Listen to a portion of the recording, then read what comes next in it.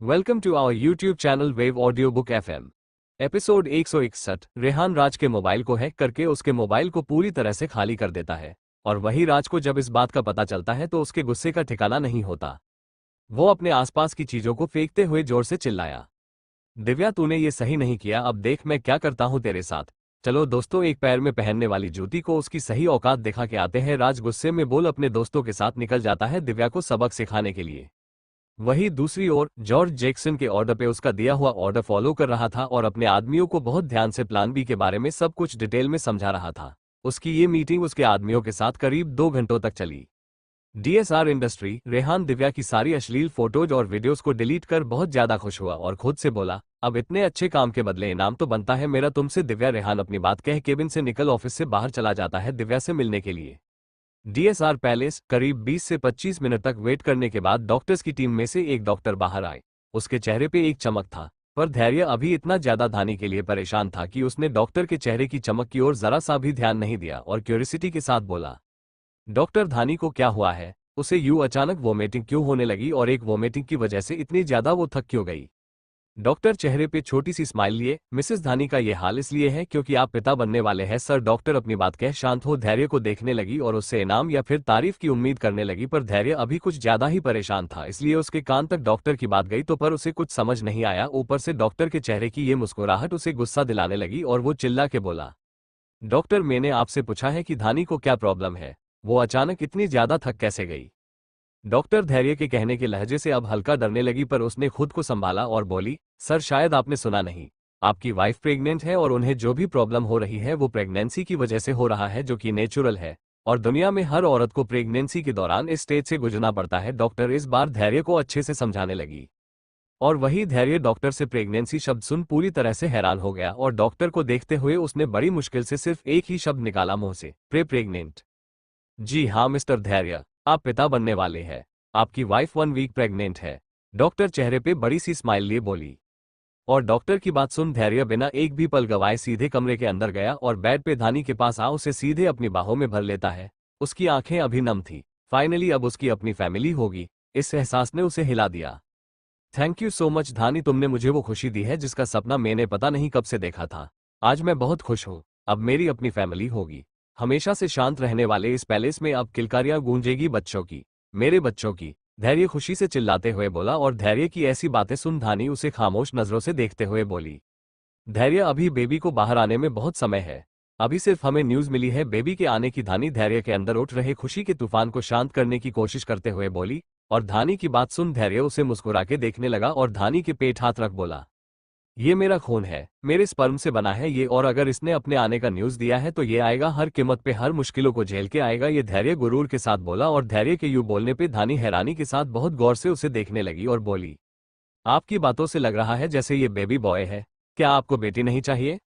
बेटी भी चाहिए और बेटा भी चाहिए, मुझे सब कुछ चाहिए और वो सब तुम मुझे दोगी, धैर्य धानी से फ्लर्ट करते हुए बोला। और धैर्य के यूं फ्लर्ट करने पे धानी ने शर्म से अपनी नजरों को झुका लिया। धैर्य और धानी अपनी बातों में खोए हुए थे और डॉक्टर्स अपना काम कर पैलेस से चले गए। वहीं दूसरी ओर दिव्या अभी अपने कॉलेज से आ ही रही थी एक कैब में बैठ के कि तभी उसके कैब के सामने एक जीप आके रुकती है। दिव्या उस जीप को देख हैरान हुई, पर उसने उसे पूरी तरह अवॉइड किया और ड्राइवर से बोली, भैया आपने कैब रोक क्यों दिया है, चलिए जल्दी मुझे लेट हो रहा है। ड्राइवर कैब के सामने खड़ी जीप को देखते हुए बोला, मैडम ये जीप रास्ते में खड़ी है, ये रास्ते से हटे तो मैं ड्राइव करना शुरू करूँ ना। दिव्या ड्राइवर के कहने पे जीप के हटने का इंतजार कुछ देर तक करती है, पर जब जीप रास्ते से नहीं हटा तो दिव्या कैब से बाहर निकल जोर से चिल्लाई, इस जीप को मेरे कैब के रास्ते से हटाओ और कहीं और लेके जाके खड़ी करो इसे। और मैडम ये कैब आपकी नहीं मेरी है, कैब का ड्राइवर दिव्या हड़बड़ाते हुए बोला। और ड्राइवर के यूं कहने पे दिव्या उसे घूरने लगी बुरी तरह से। दिव्या के यूं घूरने पे ड्राइवर ने बस अपने दांत दिखा दिए। वही दिव्या की आवाज सुन उस जीप के दोनों साइड का डोर खुला और अंदर से 5 से 6 लड़के बाहर आए।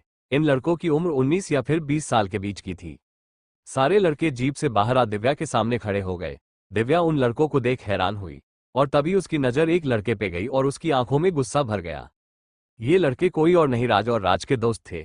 दिव्या राज को देख गुस्से में चिल्लाते हुए बोली, तुम फिर से आ गए मेरे सामने अपनी बेइज्जती कराने। राज दिव्या के पास स्टाइल में आते हुए, बेइज्जती तो आज मैं करूंगा, वो भी तेरी, और तरह से करूंगा कि आज के बाद तू कभी किसी को भी अपना चेहरा दिखा भी नहीं पाएगी। दिव्या राज की बात सुन उसे निडर हो घूर के देखते हुए बोली, तेरी औकात मुझे छूने तक की नहीं है और तू मेरी बेइज्जती करेगा। कोई बात नहीं, ट्राई करके देख ले। वादा करती हूँ अगर तूने मेरे बाल तक को हाथ लगा लिया तो तू जो कहेगा मैं वो करने के लिए रेडी हो जाऊंगी। दिव्या अपने दोनों हाथ एक दूसरे में बांध कॉन्फिडेंस के साथ बोली। और दिव्या का ये कॉन्फिडेंस देख राज और उसके दोस्तों को काफी ज्यादा हैरानी हुई।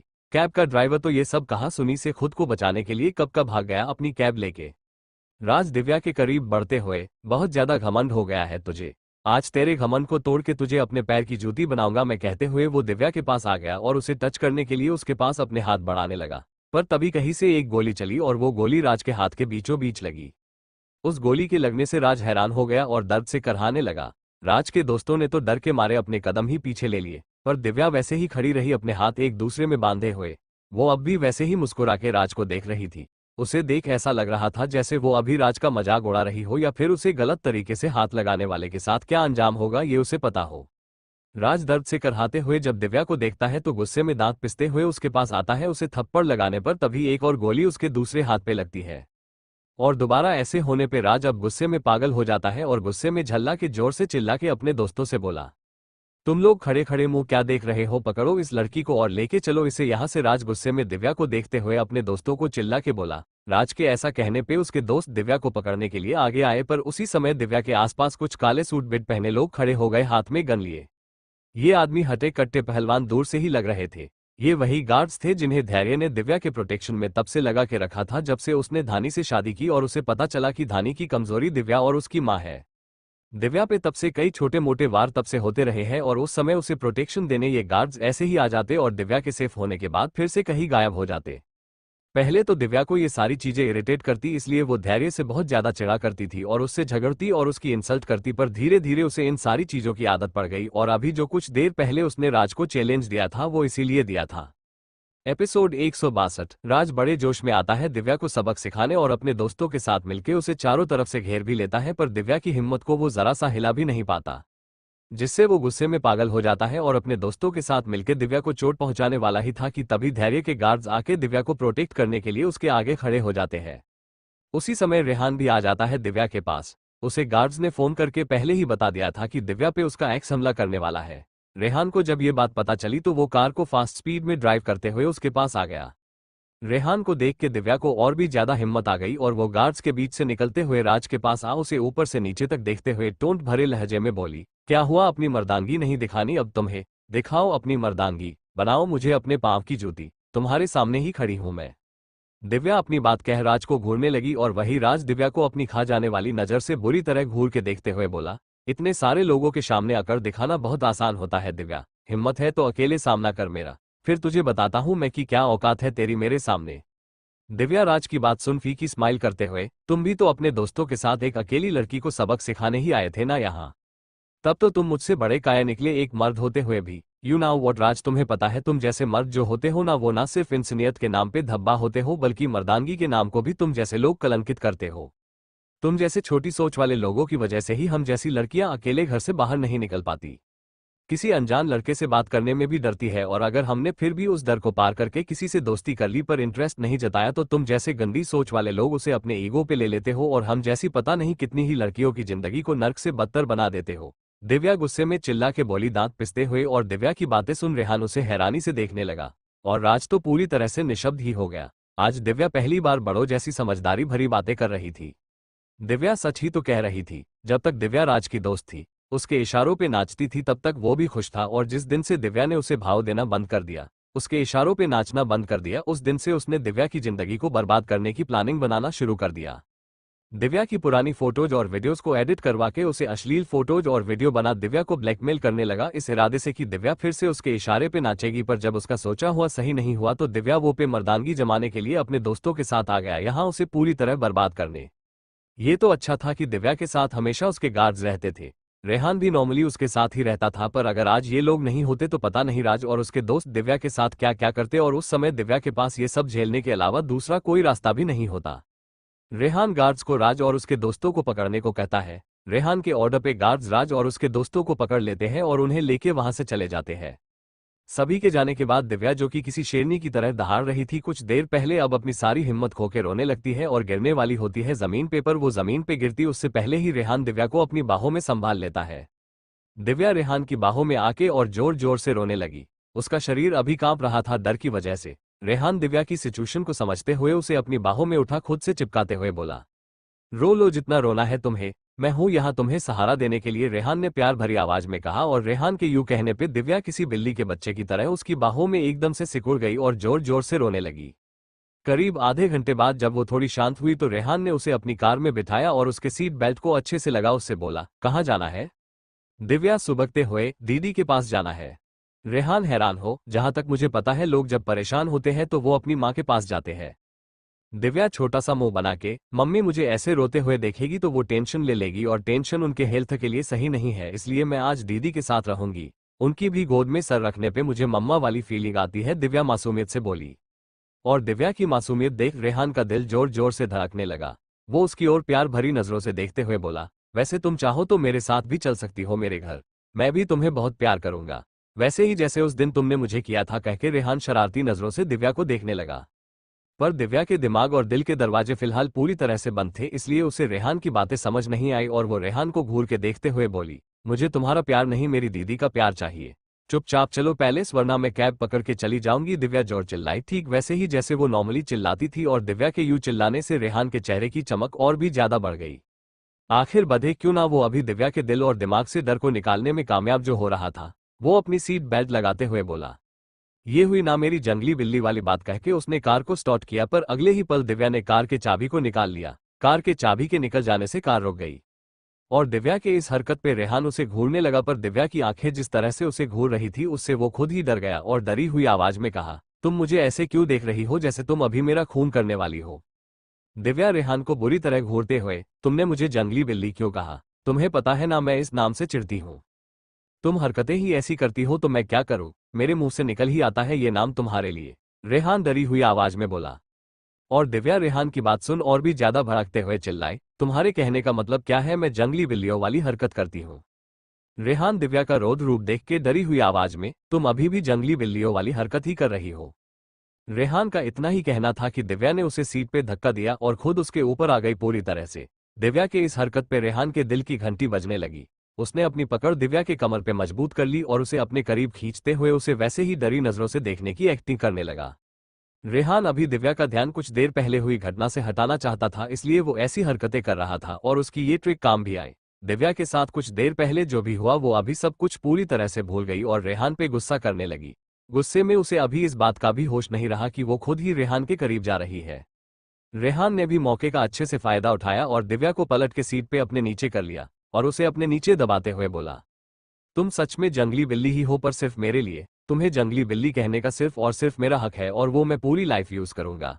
कहके रेहान दिव्या के होंठों पे अपने होंठ रख उसे किस करने लगा और साथ में उसकी पूरी बॉडी पे अपने हाथ घुमाने लगा सेंसुअल वे में। रेहान के यूं करने पे दिव्या भी बहकने लगी और उसके किस में वो भी उसका पूरा साथ देने लगी और साथ में रेहान के शर्ट के बटन खोलने लगी। रेहान दिव्या को इतना बेसब्र देख उसके होंठों से अलग हो उसे देखने लगा और उसके कान के पास आ धीरे से बोला, तुम अब भी जंगली बिल्लियों वाली हरकत कर रही हो।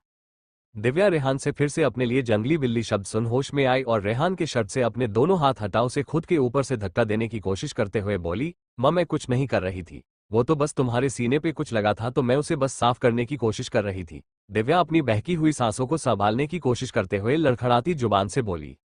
और दिव्या के यूं कहने पे रेहान की हंसी छूट गई और वो खुद ही अपने शर्ट के बटन को पूरी तरह से खोल दिव्या के सामने शर्टलेस हो उसके एकदम करीब आ बोला, लो देख लो क्या लगा है मेरे सीने में, जो भी लगा हो उसे साफ कर दो। कहते हुए रेहान दिव्या के और भी करीब आ गया। रेहान के इतना ज्यादा करीब आने पे दिव्या बहकने लगी थी, उसकी सांसें गर्म हो रही थी, गला उसका सूखने सा लगा था। वो अभी ललचाई नजरों से रेहान को ऊपर से नीचे तक देखते हुए लड़खड़ाती जुबान से बोली, ये बेशर्मो वाह वाली हरकत मत करो, मम्मी कहती है ये सारी गंदी हरकत है। कहके दिव्या दूसरी ओर देखने लगी। उसके गाल अभी लाल थे शर्म की वजह से, वो बार बार अपने होंठों को अपने दांतों से काट रही थी और उसकी जुबान भी बात करने में लड़खड़ा रही थी। रेहान दिव्या की हालत देख अंदर ही अंदर खुशी महसूस कर रहा था। आखिर वो ऐसा महसूस करे भी क्यों ना, दिव्या की ये हालत उसके करीब होने की वजह से जो थी। एपिसोड 163। रेहान दिव्या को काफी देर तक परेशान करता रहा। उसका मन अभी भी दिव्या के साथ टाइम स्पेंड करने को कह रहा था, वो भी ऐसे ही कसर में। पर तभी उसका मोबाइल रिंग होने लगा। वहीं के रिंग होने के तुरंत बाद ही रेहान ने फोन पिक कर लिया और दूसरी तरफ से जो कहा गया उसे सुन उसके फेशियल एक्सप्रेशन पूरी तरह बदल गए। थोड़ी देर पहले फनी से दिखने वाले रेहान के चेहरे पे गुस्से के भाव साफ नजर आने लगे। दिव्या रेहान के फेशियल एक्सप्रेशन के अचानक बदलने पे हैरान हो उसे देखने लगी और बोली, रेहान क्या हुआ तुम? उसने अभी इतना ही कहा था कि तभी रेहान ने फोन कट किया और दिव्या के हाथ से कार की चाबी ले कार को स्टार्ट करते हुए बोला, मैं तुम्हें तुम्हारी दीदी के पास छोड़ देता हूं, कहके वो कार को ड्राइव करने लगा। रेहान अभी कार काफी स्पीड में ड्राइव कर रहा था, जिससे दिव्या को थोड़ा डर लग रहा था, पर क्योंकि Rehan car normally fast drive ही करता है इसलिए दिव्या शांति से बैठी थी, पर उसने कस के अपने दोनों हाथ से सीट को दोनों तरफ से पकड़ के रखा था। रेहान कुछ ही देर में दिव्या के साथ डीएसआर पैलेस पहुंच जाता है। रेहान की कार को देख के सिक्योरिटी भी गेट को तुरंत खोल देती है। रेहान की कार अपनी स्पीड बरकरार रखते हुए सीधे पैलेस के मेन गेट पे रुकती है। कार के रुकते ही रेहान सीट बेल्ट खोलते हुए दिव्या से बोला, मेम के पास जाओ और उनके साथ ही रहना, कुछ देर में तुम्हारी माँ को भी तुम दोनों के पास भेज दिया जाएगा, कहके रेहान कार से बाहर निकल जाता है और पैलेस के अंदर चला जाता है। दिव्या रेहान के बदले हुए रवैये से काफी ज्यादा हैरान होती है। वो उससे कुछ पूछना चाहती थी, इसलिए वो भी सीट बेल्ट निकाल के कार से बाहर आ उसके पीछे जाने लगी, पर जब तक वो पीओएस के अंदर पहुंचती रेहान गायब हो चुका था। कहीं वो पैलेस में सभी जगह अपनी नजरें घुमा के उसे ढूंढने लगी, पर रेहान उसे कहीं नहीं मिला। दिव्या हैरान हो सभी जगह उसे ढूंढते हुए खुद से बोली, ये आदमी भूत की तरह गायब कहाँ हो गया? वो अभी सभी और रेहान को ढूंढ ही रही थी कि तभी उसे एक ओर से धानी की आवाज आए। दिव्या तो यहाँ इस तरह से किसे ढूंढ रही है? कहते हुए धानी दिव्या के और भी करीब आए और धानी के कहने पे दिव्या खुद में ही खोए हुए बोली, दीदी ये रेहान भी मेरे साथ पैलेस आया था, मुझे उससे कुछ बात करनी थी, पर जब तक मैं कार से बाहर निकल के पैलेस में अंदर आए ये आदमी किसी भूत की तरह गायब हो गया। धानी दिव्या की बात सुन हंसने लगी और उसे अपने साथ सोफे पे बिठाते हुए बोली, तू रेहान की फिक्र मत कर, वो अभी धैर्य के साथ स्टडी रूम में है। वैसे आज तू अचानक यहाँ कैसे आ गई? धानी की बात सुन दिव्या को उसके साथ कुछ देर पहले हुई घटना याद आ गई।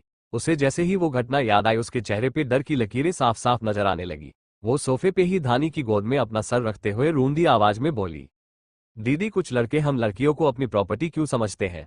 उन्हें हमेशा ऐसे क्यों लगता है कि वो जो कहेंगे हम लड़कियों को वही करना होगा, और अगर हमने उनके कहे अनुसार नहीं किया तो वो हमारी लाइफ तक को बर्बाद करने से पीछे नहीं हटते। ऐसा क्यों होता है दीदी? क्या हम लड़कियों की अपनी कोई पहचान नहीं होती? क्या हमारे साथ कोई कुछ भी कर सकता है क्योंकि हम ताकत में उससे कमजोर है? दिव्या की आंखें ये सारी बातें कहते हुए नम हो गई थी। उसकी आंखों से आंसू रह रह के गिर रहे थे और धानी की ड्रेस को गिला कर रहे थे। धानी दिव्या की बातें सुन उसे उठा, उसके चेहरे को थम उसे ऊपर से नीचे तक फिक्र भरी नजरों से देखने लगी और बोली, किसी ने कुछ किया है क्या तेरे साथ? कहीं तुझे चोट तो नहीं आई ना? देखा मुझे कहाँ चोट आई है तुझे? कहते हुए धानी दिव्या के दोनों हाथ को एक एक करके हड़बड़ी में चेक करने लगी। दिव्या धानी को अपने लिए चिंता करते देख उसे शांत कराते हुए बोली, दीदी मैं एकदम ठीक हूँ, कुछ नहीं हुआ है मुझे, और जब तक जीजू और रेहान है तब तक कोई चाह के भी कुछ नहीं कर सकता मेरे साथ कुछ भी, इसलिए तू शांत हो जा। धानी दिव्या के यूं कहने पे शांत हो गई और उससे बोली, ये तो अच्छी बात है कि तू एकदम ठीक है, पर तू ऐसी बातें क्यों कर रही है? कुछ हुआ है क्या? दिव्या धानी के गोद में फिर से अपना सर रख देती है और उसके हाथ को अपने दोनों हाथ से जकड़ कुछ देर पहले हुई सारी घटना के बारे में उसे सब कुछ बता देती है। धानी को राज की हरकतों के बारे में जान के काफी ज्यादा गुस्सा आता है, पर जब उसे पता चलता है कि धैर्य ना सिर्फ उसे 24 घंटे प्रोटेक्ट करता है बल्कि उसकी फैमिली को भी वो उसी तरह प्रोटेक्ट करता है, तो उसे बहुत ज्यादा खुशी होती है। वो प्यार भरी नजरों से अभी स्टडी एरिया की तरफ देख के मुस्कुरा रही थी और साथ ही साथ दिव्या के सर पे हाथ भी घुमा रही थी। धानी अभी जिस प्यार के साथ दिव्या के सर को सहला रही थी उस वजह से दिव्या को बहुत जल्द नींद आ जाती है और दिव्या धानी की गोद में सर रखे और उसके हाथ को वैसे ही जकड़े हुए सो जाती है। Study room. धैर्य अभी अपनी किंग वाली चेयर पे बैठा था और रेहान उसके सामने खड़ा था। दोनों के सामने एक स्क्रीन ऑन थी और उस पर कोई वीडियो ऑन था। इस वीडियो को देखते हुए धैर्य रेहान से सख्त लहजे में, कितनी फैक्ट्री में ये ब्लास्ट हुआ है? रेहान स्क्रीन को देखते हुए, पूरे 5 फैक्ट्री में एक के बाद एक सीरियल ब्लास्ट हुआ है इसी तरह से, और इस ब्लास्ट की वजह से सब कुछ बर्बाद हो गया। इन फैक्ट्रीज में काम करे लोगों तक का कुछ पता नहीं लग रहा। रेहान की बात सुन धैर्य गुस्से में दांत पिसते हुए, किसने ये हरकत करने की कोशिश की है, कुछ पता चला या नहीं? रेहान धैर्य की बात सुन लैपटॉप पे कुछ देर कुछ टाइप करता है। उसके टाइप करने के अगले ही सेकंड पांचों फैक्ट्रीज की CC.TV फुटेज की कुछ फोटोज शो होती है। उन सारी फोटोज पे कुछ लिखा होता है बड़े बड़े अक्षरों में, इस बार पावर के लिए नहीं आया है कोई तुझे बर्बाद करने, इस बार अपनों के आंसुओं का बदला लेने के लिए एक बेटा और एक भाई आया है तुझे खून के आंसू रुलाने, ठीक वैसे ही जैसे मेरे अपने रोए हैं। और ये एक वादा करता है, एक बेटा और एक भाई, तुझे भी उसी तरह खून के आंसू रुलाऊंगा, ठीक वैसे ही तड़पेगा तू जैसे मैं तड़प रहा हूं। तेरी हर उस चीज को अपना बनाऊंगा जिससे तू अपनी जान से भी ज्यादा प्यार करता है, और अगर तुझमें हिम्मत है मुझे रोकने की तो रोक ले। धैर्य और रेहान इन धमकी भरे शब्दों को पढ़ हैरान होते हैं। धैर्य इन शब्दों को पढ़ रेहान से बोला, धानी की माँ और उसकी बहन दोनों को सबसे पहले पैलेस लेके आओ और पैलेस की प्रोटेक्शन को 2 गुना बढ़ा दो। और एक बात का ख्याल रहे, धानी को इस बारे में हल्की सी भी खबर ना हो। वो मेरे बच्चे की माँ बनने वाली है, अगर उसे और मेरे बच्चे को कुछ भी हुआ तो मैं सबको मार दूंगा, पूरी तरह से बर्बाद कर दूंगा सबको। धैर्य अपना सब्र खोते हुए रेहान से बोला। रेहान पहले तो धैर्य से धानी की प्रेगनेंसी की खबर सुन काफी ज्यादा खुश होता है, पर जब वो धैर्य को इतना ज्यादा पैनिक करते देखता है तो वो उसे शांत कराते हुए बोला, बॉस रिलैक्स करिए, मैंने ऑलरेडी मेम की माँ को गार्ड्स यहाँ बुलवा लिया है और दिव्या को मैं खुद यहाँ लेके आया हूँ और अभी मेम और दिव्या दोनों एक साथ है। और रही इन सब के प्रोटेक्शन की बात, तो मैं आपसे वादा करता हूँ आपके अंश को और मेम को मैं कुछ नहीं होने दूंगा। एक खरोच भी नहीं आएगी मेम और आपके बच्चे पे। आप बेफिक्र होकर शांत दिमाग से इस मुसीबत से लड़िए। यहाँ रेहान धैर्य को शांत कराने की कोशिश कर रहा था तो वहाँ जैक्सन अभी डीएसआर पैलेस के बाहर खड़ा पैलेस को घूर रहा था। जैक्सन पैलेस को घूरते हुए तिरछी मुस्कान कर, एक बार तू पैलेस से बाहर निकल जा धैर्य सिंह रायजादा, उसके बाद वादा करता हूं मैं तू कभी अपनी बीवी की शक्ल तक को नहीं देख पाएगा, कहके जैक्सन जॉर्ज की ओर देखते हुए बोला। Is everything ready? George Jackson की बात सुन टेढ़ी मुस्कान करते हुए, yes boss everything are well prepared. George की बात सुन जैक्सन के चेहरे की स्माइल और भी ज्यादा गहरी हो जाती है। वो अभी पैलेस से कुछ दूरी पे अपने आदमियों के साथ और कुछ विस्फोटक चीजों को लिए जंगल में छुपा हुआ था और धैर्य के पैलेस से बाहर निकलने का वेट कर रहा था। एपिसोड 164। जैक्सन धैर्य के पैलेस से बाहर निकलने का वेट बड़ी ही बेसब्री से कर रहा था, जंगल में छुप के अपने साथ कुछ विस्फोटक सामान और लोगों को लेके। और यहाँ पैलेस के स्टडी रूम में धैर्य काफी देर तक रेहान के साथ फैक्ट्रीज में हुए ब्लास्ट के बारे में बातें कर रहा था। करीब 1.5-2 घंटे तक दोनों साथ में मीटिंग कर रहे थे। फिर दोनों साथ में स्टडी रूम से बाहर आए तो दोनों की नजर लिविंग रूम के सोफे पे गई, जहां धानी बैठी थी और दिव्या उसकी गोद में सर रख सो रही थी किसी बच्चे की तरह। रेहान को तो अभी दिव्या बहुत ही क्यूट लग रही थी, पर धैर्य अभी दिव्या को बुरी तरह घूर के देख रहा था। आखिर देखे भी क्यों ना, धानी की गोद में वो सर रख के सोता है जब भी उसे सुकून चाहिए होता था और अभी दिव्या उस सुकून पे अपना हक जता रही थी। धैर्य दिव्या को बुरी तरह घूरते हुए वहां आया और धानी से बोला, धानी शायद तुम भूल रही हो कि तुम अब प्रेग्नेंट हो और प्रेगनेंसी में किसी भरी चीज को उठाना सही नहीं है। धानी धैर्य की बात सुन हल्का सा मुस्कुराती है और दिव्या के सर को सहलाते हुए बोली, धैर्य दिव्या को मैंने तब से संभाला है जब मैं खुद सिर्फ 5 साल की थी, इसलिए ये मेरे लाइफ की सबसे पहली और बड़ी जिम्मेदारी है जिसे मैं कभी नहीं छोड़ने वाली हूँ। धैर्य धानी की बात सुन अपने दांत पिसते हुए दिव्या को घूरने लगा और रेहान की ओर देख उसे कुछ इशारा करता है। रेहान धैर्य के इशारे को समझ धानी और दिव्या के पास आ दिव्या को अपनी बाहों में उठा वहां से जाने लगता है, पर उसी समय दिव्या नींद में ही बड़बड़ाते हुए बोली, दीदी प्लीज मुझे बचा ले, मैं मरना नहीं चाहती, कहते हुए वो रेहान की बाहों में सिमटने लगी। शायद वो कोई बुरा सपना देख रही थी। वही दिव्या की ऐसी बातें सुन रेहान, धानी, धैर्य तीनों हैरान हो जाते हैं। धानी तो तुरंत भाग के दिव्या के पास आती है और उसके सर को सहलाते हुए बोली, फिक्र मत कर दिव्या, तेरी बहन तुझे कभी भी कुछ भी नहीं होने देगी, तू हमेशा सेफ रहेगी और खुश भी। धानी के इतना कहने पे दिव्या के चेहरे पे सोते हुए भी एक छोटी सी मुस्कान आ जाती है। रेहान भी दिव्या को अच्छे से अपनी बाहों में संभाल उसके रूम की तरफ बढ़ जाता है। वही धैर्य धानी की इतनी बात सुन उसे चिंता भरे भाव से देखते हुए उसके पास बोला, धानी मुझे तुमसे कुछ कहना है। धानी धैर्य के चेहरे पे परेशानी वाले भाव देख उसके पास आ उसके चेहरे पे साइड में हाथ रख, क्या हुआ धैर्य, कोई टेंशन है आपको? धैर्य धानी के हाथ पे अपने हाथ रख, मेरे किसी दुश्मन ने मुझसे बदला लेने के लिए और मुझे कमजोर बनाने के लिए मेरी फैक्ट्रीज में ब्लास्ट करा दिया है और उस ब्लास्ट की वजह से काफी लोगों की जान चली गई हो और कुछ सीरियस भी है। मामला बहुत गंभीर है, इसलिए मुझे वहां जाना होगा। पर मुझे तुम्हारी और हमारे बच्चे की फिक्र हो रही है, इसलिए प्लीज मेरे ना होने पे अपना और मेरे बच्चे का ख्याल रखना। कुछ देर में तुम्हारी माँ भी यहाँ पैलेस में आ जाएंगी। तुम अपनी माँ और बहन के साथ यहाँ पैलेस में रहना और एक बात याद रखना, कुछ भी हो जाए, कैसी भी प्रॉब्लम आए, तुम पैलेस से बाहर अपने कदम नहीं निकालोगी तब तक जब तक मैं वापस ना आ जाऊं। और एक बात याद रखना, तुम मेरी सबसे बड़ी कमजोरी हो। अगर तुम्हें किसी भी वजह से एक खरोच भी आए तो मैं अपने अंदर के जानवर को बाहर आने से रोक नहीं पाऊंगा। धैर्य अपनी बात कहते हुए धानी के हाथ पे अपनी पकड़ कसते जा रहा था। उसके आवाज में भी धीरे धीरे सख्ती आते जा रही थी। वही धैर्य की ऐसी बातें सुन धानी को भी टेंशन होने लगा। वो धैर्य को परेशानी वाले भाव से देखते हुए बोली, आप कब तक वापस आएंगे धैर्य? धैर्य धानी के बाल को अपनी उंगलियों से सही करते हुए, पता नहीं, शायद 1 दिन या 2 दिन या फिर हफ्ते भी लग सकते हैं सब कुछ सही करने में, पर मैं वहां सब कुछ तभी सही कर सकता हूं जब तुम यहां सेफ रहोगी। किसी भी कीमत पे खुद को कुछ मत होने देना और बदले में मैं वादा करता हूं मैं सब कुछ सही कर दूंगा। धानी धैर्य की बात सुन हल्का सा मुस्कुराते हुए, मुझे आप पे यकीन करने के लिए किसी वादे की जरूरत नहीं है धैर्य, आपका बस कह देना ही मेरे लिए काफी है। मैं आप पे आंख बंद करके यकीन करती हूँ और ये वादा करती हूँ कि आपने जैसा कहा है मैं वैसा ही करूंगी। आप जब तक वापस नहीं आएंगे तब तक ना ही मैं पैलेस से बाहर जाऊंगी और ना ही दिव्या और माँ को जाने दूंगी पैलेस से बाहर। धैर्य धानी की बात सुन राहत महसूस करता है और धानी के फोरहेड पे किस कर उसके पास अपने घुटने के बल बैठ धानी के पेट पे प्यार से हाथ रख बोला, हे लिटिल चेम्प, डैडी कुछ समय के लिए बाहर जा रहे हैं, इसलिए जब तक डैडी आपके मम्मा के पास नहीं है तब तक आप पर जिम्मेदारी है अपनी मम्मा का ख्याल रखने की और खुद को भी संभालने की। धैर्य धीमी आवाज में अपनी बात कह धानी के पेट पे एक किस करता है। धानी धैर्य को अपने बच्चे से इमोशनली इतना ज्यादा अटैच देख हल्का सा मुस्करा देती है।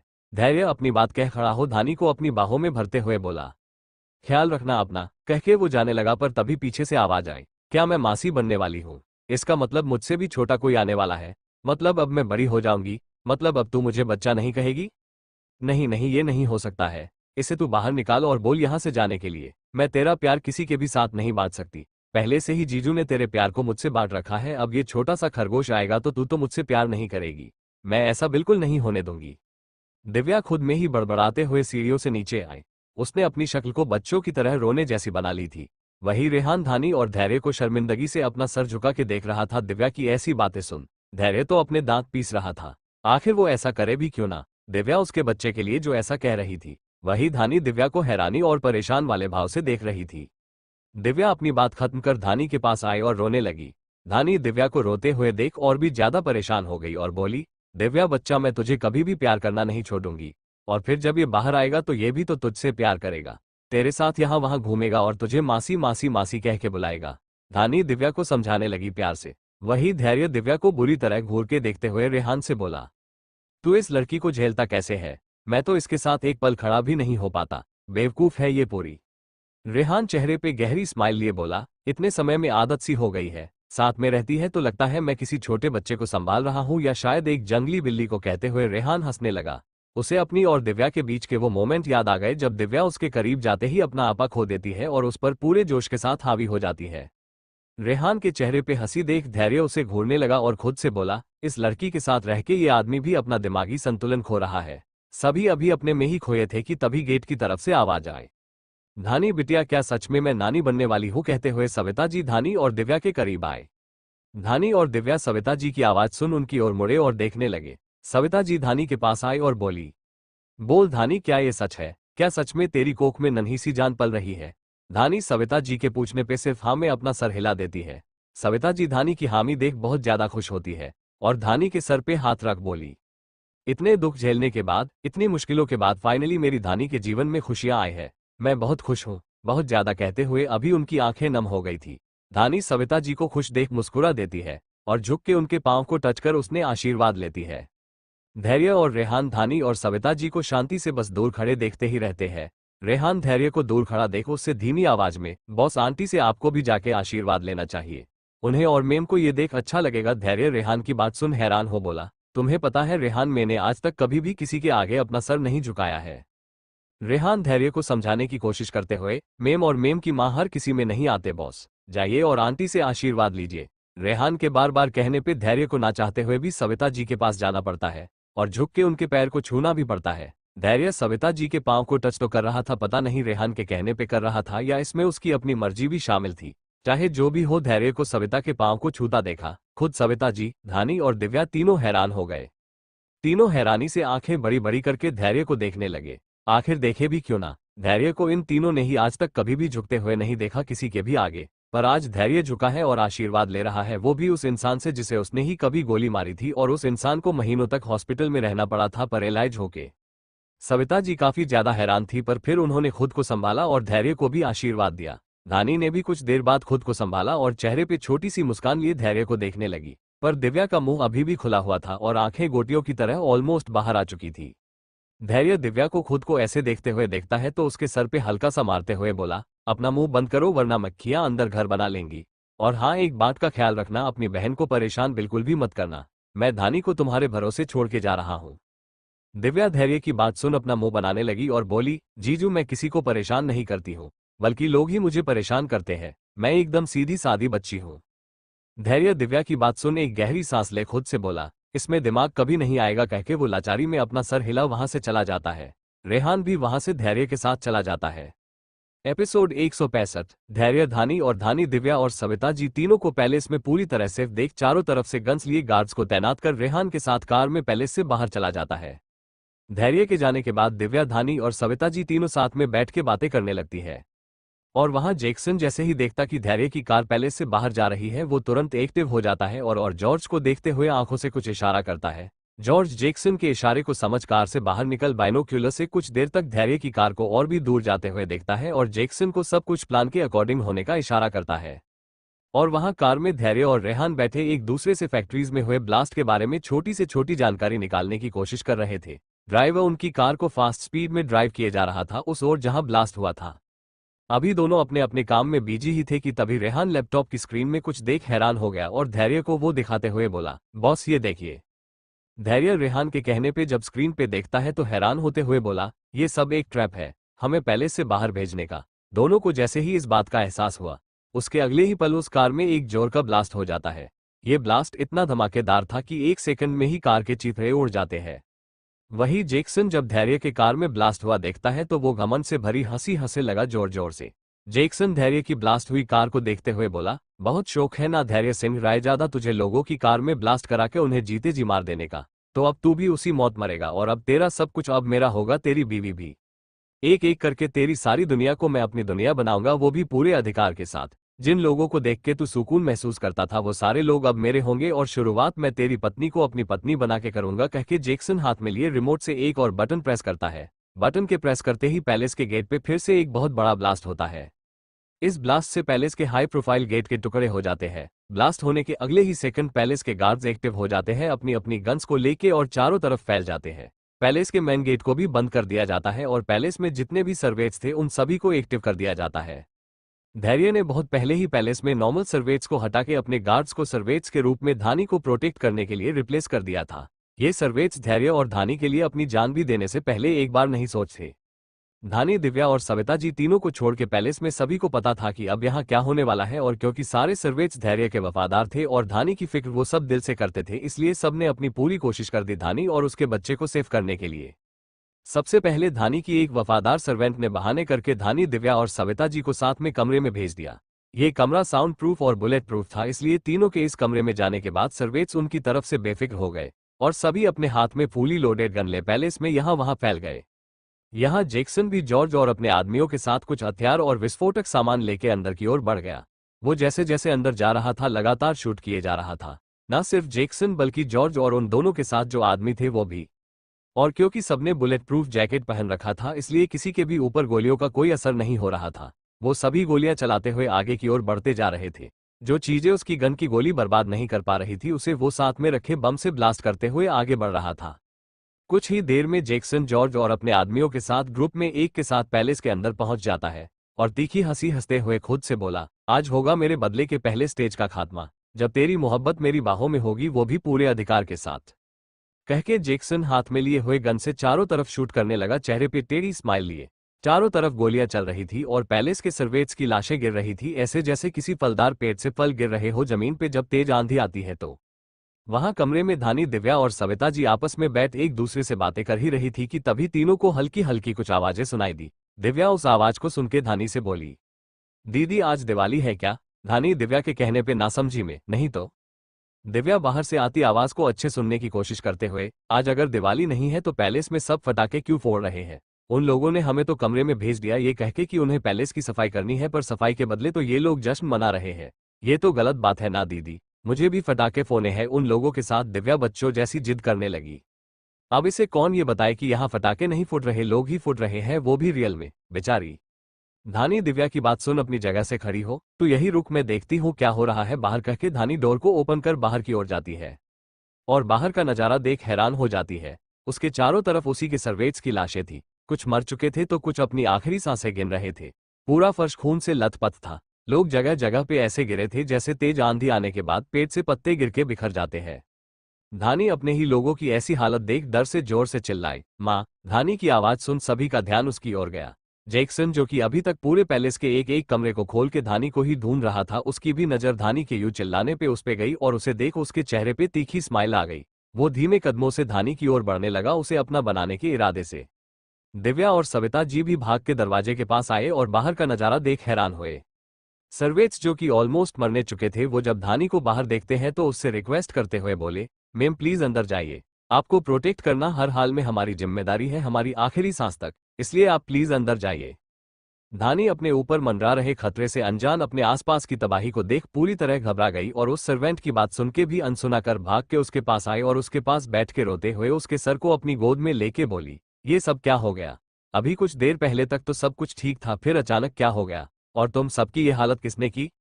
सर्वेंट धानी को अपने करीब देख बड़ी मुश्किल से अपनी नजर उठा के उस ओर देखती है जहां से जैक्सन धानी की ओर ही रहा था, पर अब भी वो काफी दूर था।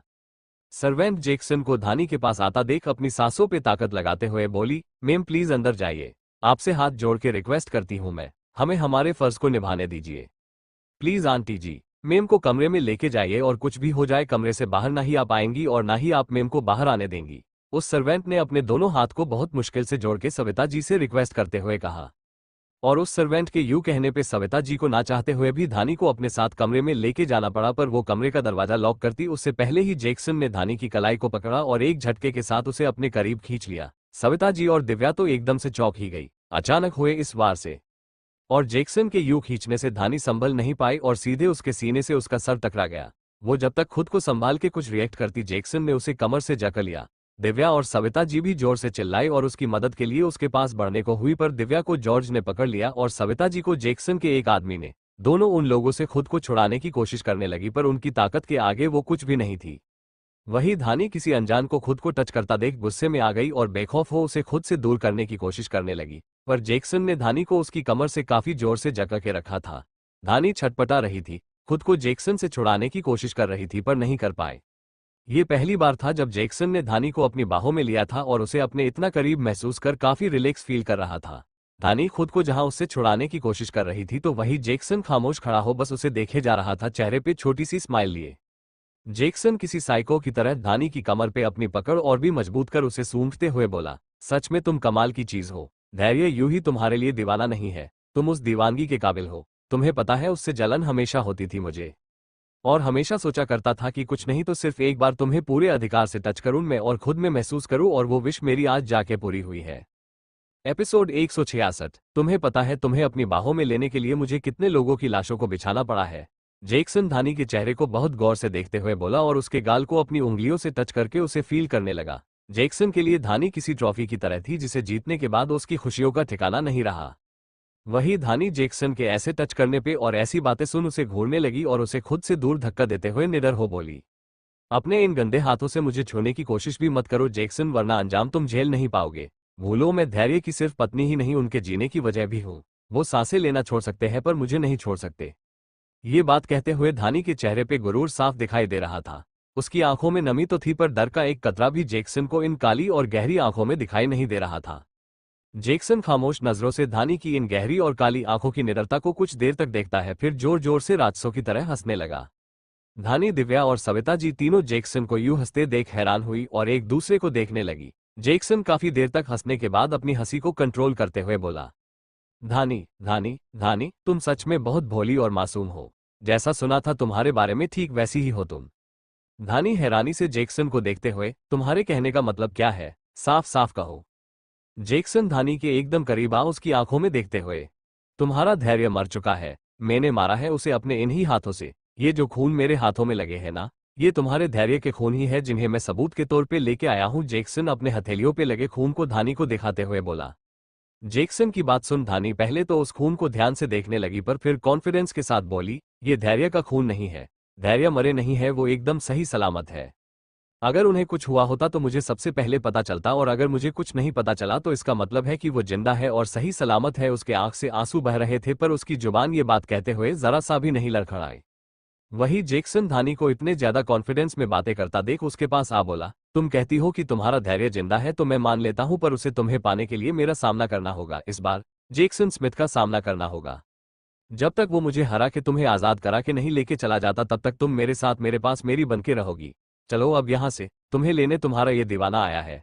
कहके जैक्सन धानी की कलाई को पकड़ने की कोशिश करने लगा, पर धानी ने उसके हाथ को दूर झटक दी और चिल्ला के बोली, मैं कोई सामान नहीं हूं जैक्सन, एक जीती जागती इंसान हूं और मेरा किसी और से पहले खुद पे अधिकार है, और मैं तुम्हारे साथ जाने से मना करती हूं।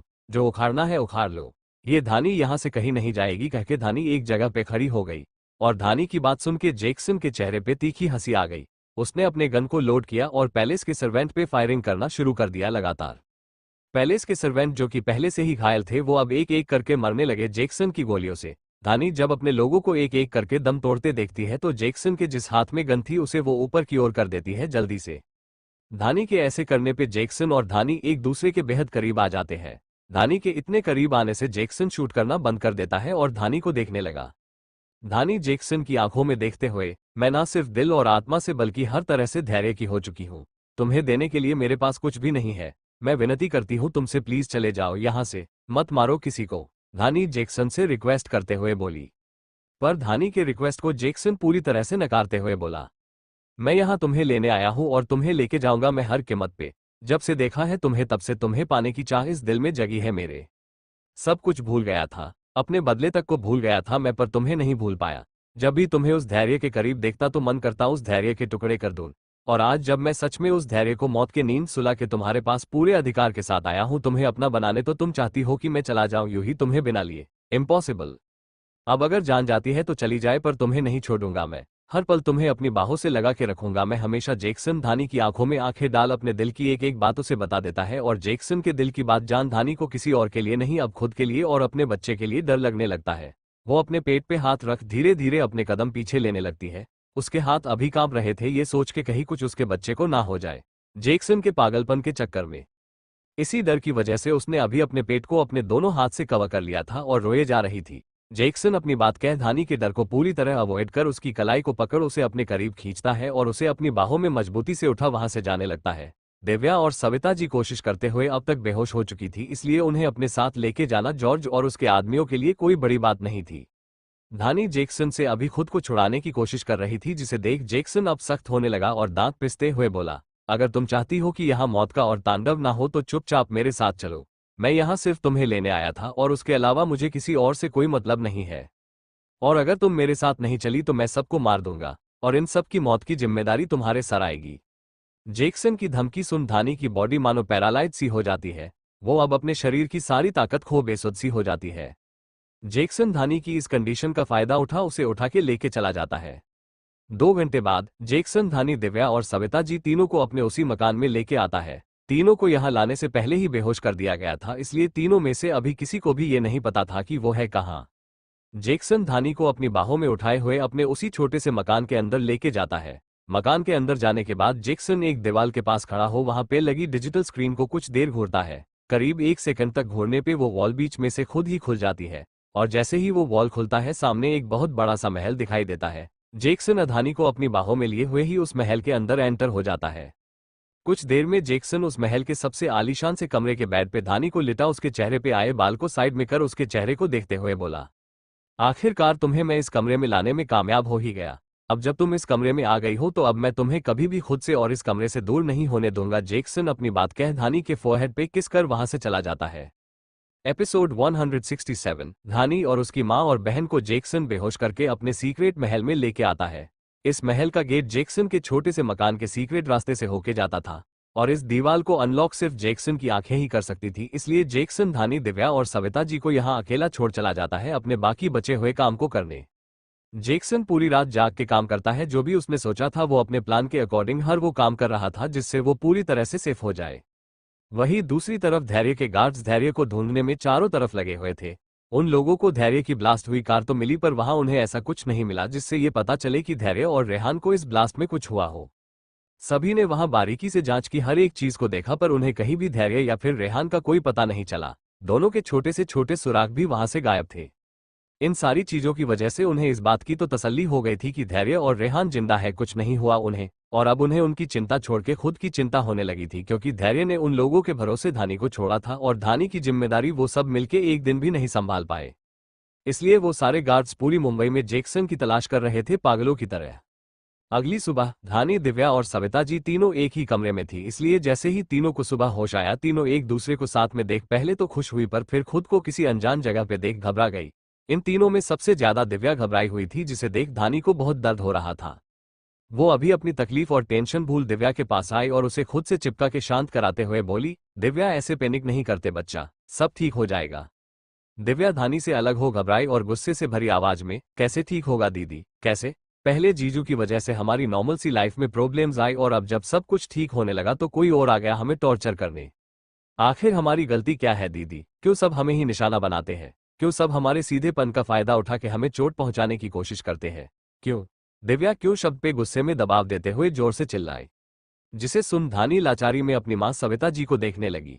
सविता जी धानी को निःशब्द देख दिव्या के पास आई और उसके सर को सहलाते हुए प्यार से बोली, हम सीधे और साफ मन के लोगों को भले ही जीवन में तकलीफ का सामना करना पड़ता है, पर जब ये तकलीफें दूर हो जाती है तो खुशियां भी तो उतनी ही मिलती है हमें बेटा।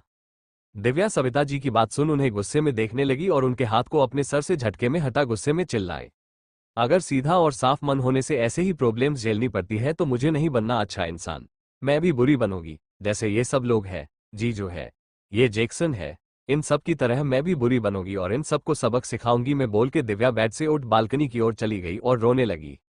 दिव्या को इतना गुस्से में देख धानी लाचारी में सविता जी को देखने लगी तो सविता जी उसे शांत करते हुए बोली, फिक्र मत कर तू उसकी धानी, वो अभी गुस्से में है इसलिए ऐसे बोल रही है, गुस्सा शांत हो जाएगा तो नॉर्मल हो जाएगी वो।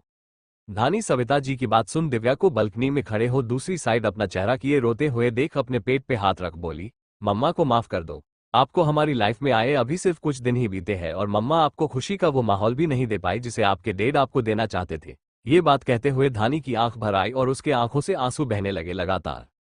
कुछ देर बाद कमरे का दरवाजा खुला और अंदर कुछ लेडीज हाथ में सामान लेके आने लगे। धानी सविता जी और दिव्या उन सारे लोगों को और सारी चीजों को देख हैरान हुए। वो सारी लेडीज कमरे में सामान को रख के चली गई। उन सब के जाने के बाद जैक्सन अंदर कमरे में आया और धानी के पास अपने कदम बढ़ाने लगा, पर दिव्या उसके सामने आके खड़ी हो गुस्से में बोली, मेरी दीदी के पास आने की कोशिश भी मत करना वरना मैं तुम्हें जिंदा नहीं छोड़ूंगी। जैक्सन दिव्या की बात सुन हंसने लगा और बोला, साली साहिबा अपने होने वाले जीजू से ऐसे बातें करना अच्छी बात नहीं होती। मेरे जीजू सिर्फ एक ही इंसान है और वो धैर्य सिंह रायजादा है, उनके अलावा मैं ना ही किसी को और को जीजू कहूंगी और ना ही किसी दूसरे मर्द को अपनी दीदी के पास आने दूंगी, समझे तुम? दिव्या जैक्सन को बुरी तरह घूर के धमकी देते हुए चिल्लाए। दिव्या के ऐसे बिहेव करने पे जैक्सन उसे कुछ देर शांति से देखता रहा, फिर अपने पीछे खड़े जॉर्ज को उसने कुछ इशारे किया। जॉर्ज जैक्सन के इशारे को समझ दिव्या के करीब बढ़ने लगा, पर तभी धानी दिव्या को खुद से किसी बच्चे की तरह चिपका लेती है और जैक्सन से रिक्वेस्ट करते हुए बोली, जैक्सन दिव्या बच्ची है, उसकी बात को दिल पे मत लो प्लीज। दिव्या धानी को जैक्सन से ऐसे रिक्वेस्ट करते हुए देख उससे अलग हुई और उसे डांटते हुए बोली, दीदी तू धैर्य सिंह रायजादा की पत्नी होते हुए भी किसी के सामने गिड़गिड़ा कैसे सकती है? ज्यादा से ज्यादा ये लोग हमारे साथ क्या करेंगे, हमें मार ही देंगे ना, उससे ज्यादा कुछ भी करने की इनकी औकात नहीं है। धानी दिव्या के ऐसे कहने पे उसके गाल पे हाथ रख उसे प्यार से समझाते हुए बोली, बच्चा ऐसे बात नहीं करते बड़ों से, मम्मी ने हमें हमेशा हर हाल में अपने से बड़ों की इज्जत करना सिखाया है ना, और हाल में दिमाग को ठंडा रखने के लिए कहती है। क्या तू मम्मी का सिखाया सब कुछ भूल गई? धानी दिव्या के बाजू को जोर से दबाते हुए आंखों ही आंखों में कुछ इशारे करते हुए उसे कुछ समझाने की कोशिश करने लगी। दिव्या अभी काफी गुस्से में थी इसलिए उसे ना ही धानी के इशारे समझ आए और ना ही कुछ और, पर क्योंकि धानी उससे शांत रहने के लिए कह रही थी वो भी प्यार से, इसलिए वो शांत हो अपना मुंह दूसरी तरफ कर लेती है। वहीं सविता जी एक जगह पे खड़ी हो धानी को समझने की कोशिश करने लगी। जैक्सन ने भी धानी के इशारों को देखा और उसे अच्छे से समझ शैतानों की तरह हंसने लगा और बोला, किसी चीज पे भरोसा करना अच्छी बात होती है धानी, पर हद से ज्यादा भरोसा भी इंसान को ले डूबता है। तुम्हें अगर उस धैर्य और उसके चमचे रेहान पे भरोसा करना है तो करो, पर साथ में मेरा काम भी करती रहो, मुझे अपना पति बना के। ये कुछ कपड़े और ज्वेलरी है, इन्हें पहन के नीचे लिविंग हॉल में आ जाना जल्दी, आज मैं अपनी मोहब्बत को अंजाम तक पहुंचूंगा तुमसे शादी करके। रेहान साइड में रखे शादी के जोड़े और गहनों की ओर हाथ से इशारा करते हुए बोला और धानी को ऊपर से नीचे तक अजीब सी नजरों से देखने लगा। उसके इन अजीब सी नजरों का एहसास धानी को खुद पे हुआ, पर वो जरा सा भी ना ही डरी और ना ही वो पीछे हटी। जैक्सन अपनी बात कह कमरे से चला गया। उसके कमरे से जाते ही धानी ने जल्दी से कमरे के दरवाजे को बंद किया। दरवाजे के यूं जोर से बंद होने पे जैक्सन के कदम जाते हुए रुक गए और वो पलट के देखने लगा और मुस्कुराते हुए खुद से बोला, बस कुछ और घंटे धानी धैर्य सिंह रायजादा, उसके बाद तो तुम्हारे ना सिर्फ तुम्हारे नाम से मैं धैर्य के नाम को निकाल फेंकूंगा बल्कि तुम्हारे दिल और दिमाग से भी मैं उसे निकाल बाहर करूंगा, और ये वादा मैंने खुद से किया है। होने वाली मिसेस जैक्सन स्मिथ। जैक्सन अपनी बात कह चेहरे पे ना जाने वाली हंसी बरकरार रखे हुए चला गया और यहाँ कमरे में धानी जैक्सन के लाए हुए कपड़ों को देखते हुए खुद से बोली, मुझे अपने करीब करके तू अपने काल को बुला रहा है जैक्सन, तुझे नहीं पता धैर्य जब यहाँ आएंगे और मुझे किसी और की दुल्हन बने देखेंगे तो तेरा उस समय क्या अंजाम होगा। वो मुझ तक किसी और की परछाई तक को छूने नहीं देते, पर तूने तो अपनी ना सिर्फ गंदी नजरों को मुझ पे डाला है बल्कि अपने गंदे हाथ से मुझे छुआ भी है। तेरा तो वो क्या अंजाम करेंगे धैर्य, ये खुद ऊपर वाला भी नहीं जानता। धानी उन कपड़ों को घूर के देखते हुए बोली और उन्हें लेके वॉशरूम में चली गई। सविता जी और दिव्या तो धानी को ये सब करते हुए हैरानी से खड़े हो बस देखते ही रह गए। उन्हें समझ ही नहीं आ रहा था कि धानी इतनी आसानी से किसी और के नाम का शादी का जोड़ा पहन भी कैसे सकती है। करीब आधे घंटे में ही धानी शावर ले दुल्हन का जोड़ा पहन वॉशरूम से बाहर आई और ड्रेसिंग टेबल के पास खड़ी हो गहने पहनने लगी। सविता जी से जब ये सब और नहीं देखा गया तो वो उसके पास आई और ड्रेसिंग टेबल पे रखे गहने और चूड़ियों को जमीन पे गिरा धानी से गुस्से में बोली, तू ये सब क्यों कर रही है धानी? पति के होते हुए भी तू किसी और से शादी करने के बारे में सोच भी कैसे सकती है? कम से कम कुछ और नहीं तो ये तो सोच कि तेरे पेट में अभी धैर्य का बच्चा पल रहा है, उसे तेरी इन हरकतों से क्या सीख मिलेगी, क्या ये भी नहीं सोच पा रही तू? सविता जी दांत पिसते हुए धानी को डांटने लगी और उसे ये सब करने से मना करने लगी। माँ, मैं जो कर रही हूँ तू और दिव्या प्लीज उसमें मेरा साथ दे, मेरा ये सब करना तुम दोनों की सेफ्टी के लिए जरूरी है। धानी दिव्या और सविता जी को अपनी बात समझाने की कोशिश करने लगी। एपिसोड 168 पर धानी की हरकतों से ना सिर्फ सविता जी बल्कि दिव्या को भी काफी गुस्सा आया और वो भी धानी पे चीखते हुए बोली, दीदी तू ना सबसे पहले हम दोनों की फिक्र करना छोड़ के अपनी फिक्र करना शुरू कर दे। एक बार पहले भी तू हम दोनों की वजह से अपनी इज्जत और अपने स्वाभिमान को जीजू के नाम कर चुकी है और अब हम दोबारा ये नहीं होने देंगे। तू जैक्सन के अगर करीब भी गई तो याद रखना हम दोनों जहर खा के मर जाएंगे। दिव्या गुस्से में धमकी देते हुए चिल्लाई। उसकी आंखें अभी गुस्से में सुर्ख लाल हो चुकी थी और चिल्लाने की वजह से सांस भी अभी फूलने लगी उसकी। और वही दिव्या की धमकी सुन धानी को काफी तेज गुस्सा आया और वो उसके पास तेज गुस्से में तेज कदमों से आ उसके गाल पे एक जोर का थप्पड़ जड़ते हुए चिल्ला के बोली, तुम दोनों को क्या लगता है मेरे लिए ये सब करना आसान है? नहीं है आसान मेरे लिए ये सब करना। तुम लोगों को मैं कैसे बताऊं, जब भी जैक्सन मुझे अपनी गंदी नजरों से देखता है तो मन करता है कि मैं उसकी उन आंखों को ही नोच लूं, पर उसका अंजाम क्या होगा कभी सोचा है तुम दोनों ने? जिस इंसान ने धैर्य जैसे शातिर इंसान को अपने जाल में फंसा लिया, क्या उस इंसान से हम जीत पाएंगी? नहीं, कभी भी नहीं। देखा नहीं तुम दोनों ने कल उस जैक्सन की हैवानियत को? मैं प्रेग्नेंट हूं और गुस्से और जल्दबाजी की वजह से मेरी एक लापरवाही मेरे बच्चे के लिए खतरा साबित हो सकती है और मैं ऐसा कोई भी काम नहीं करना चाहती जिससे मेरे बच्चे को खतरा हो, क्योंकि मैंने धैर्य से वादा किया है कि मैं सबसे पहले अपने और अपने बच्चे के बारे में सोचूंगी। सबसे पहले मैं खुद को और अपने बच्चे को सेफ करूंगी और धैर्य ने मुझसे वादा किया है बदले में कि वो मुझे और मेरे बच्चे को हर हाल में सेफ रखेंगे और हर मुश्किल से बचाएंगे, तो वो हर हाल में करेंगे वो, और इस बात का मुझे यकीन है। तुम लोग क्यों मेरे यकीन पे यकीन नहीं कर सकते? धानी अपनी बात खत्म कर रोने लगी फर्श पे बैठ के, और धानी को यूं रोता हुआ देख सविता जी और दिव्या उसके पास भाग के आई और बोली, हमें माफ कर दे बेटा, हम इतनी गहराई तक सोच ही नहीं पाए। हाँ दीदी माफ कर दे हमें, तू जो कहेगी हम करेंगे। तू चाहती है ना कि हम इन कपड़ों को पहन के रेडी हो जाए तो हम करेंगे, पक्का वादा? दिव्या धानी के हाथ पे हाथ रख बोली और खड़ी हो अपने कपड़ों को लेके वॉशरूम में भाग गई। सविता जी भी फर्श पे गिरी चूड़ियों और गहनों को उठा के धानी को पहनाने लगी। धानी शांति से बस अपनी मां को देखते हुए उनके हाथ से गहने और चूड़ियां पहनने लगी। यहाँ धानी धैर्य के आने तक उसके इंतजार में खुद को हर कंडीशन में शांत रखने की कोशिश कर रही थी और साथ में दिव्या और सविता जी को भी शांत करा रही थी। तो वही जैक्सन लिविंग हॉल में बैठे जॉर्ज के साथ कुछ काम कर रहा था कि तभी कोई वहां आया और उसने जैक्सन को उसके कॉलर से पकड़ उसके गाल पे एक जोर का थप्पड़ जड़ दिया। ये थप्पड़ काफी जोरदार था जिसकी गूंज पूरे हॉल में गूंजने लगी और जैक्सन के आदमी जॉर्ज और खुद जैक्सन उस आदमी को देखने लगे हैरानी से। जैक्सन उस आदमी को हैरानी से अपने गाल पे हाथ रख देखते हुए कड़क आवाज में बोला, Why this slap daddy? After all, what have I done that you slapped me in front of everyone? James Smith गुस्से में जोर से चिल्ला के, Because you have done a slapping job, bring the thought of making that Dhairy's wife your wife. Did you lack of girls in this whole world that you want to remarry a married woman? क्योंकि तुमने थप्पड़ खाने वाला काम किया है, उस धैर्य की बीवी को अपनी बीवी बनाने का ख्याल अपने दिल में लाके, क्या तुम्हें इस पूरी दुनिया में लड़कियों की कमी पड़ गई थी जो तुम एक शादीशुदा औरत से दोबारा शादी करना चाहते हो? जेम्स स्मिथ अभी काफी ज्यादा गुस्से में थे। जैक्सन रात में धानी और उसकी फैमिली को यहाँ कमरे में बेहोशी की हालत में छोड़ के वहां जाता है जहां धैर्य ने उसके पिता को किडनैप करके रखा था। जैक्सन वहां पे जाके वहां से अपने पिता को आजाद करवाता है और उसके बाद वो अपनी बहन क्यारा को ढूंढने के लिए निकल जाता है। जेम्स स्मिथ को पहले तो बहुत खुशी हुई कि उनके बेटे ने उन्हें धैर्य जैसे शातिर इंसान के कैद से आजाद करवा दिया, वो भी उसे उसी के खेल में हरा के। पर जब उन्हें ये पता लगा कि जैक्सन धैर्य से कंपटीशन करने के चक्कर में उसकी बीवी को अपनी बीवी बनाना चाहता है तो उनके गुस्से का ठिकाना नहीं रहा और वो यहाँ आ गए जैक्सन पे अपना गुस्सा निकालने। जैक्सन पहले तो अपने पिता की डांट को सर झुका के सुनते रहता है, पर कुछ देर बाद जो उसके पिता ने कहा उसे सुन उसका भी गुस्सा फूट पड़ा। जेम्स स्मिथ गुस्से में ऑर्डर देने के लहजे, instead of giving respect to that Dhairya wife by making her your wife, auction her respect publicly. Only then will I get console. Hand over that Dhairya s wife and her sister in law to these men of yours. All of them together will destroy the respect and honour of both of them. उस धैर्य की बीवी को अपनी बीवी बना के उसे इज्जत देने के बजाय उसकी इज्जत को सरेआम नीलाम कर दो, तब जाके मुझे तसल्ली मिलेगी। उस धैर्य की बीवी और उसकी साली को अपने इन आदमियों के हवाले कर दो। ये सब मिलके उन दोनों की इज्जत मान सम्मान सारी चीजों को साथ में नोचेंगे। Dad, use your tongue carefully for Dani, otherwise I will not let even a single word spoken against her remain unscathed, and I am not threatening this.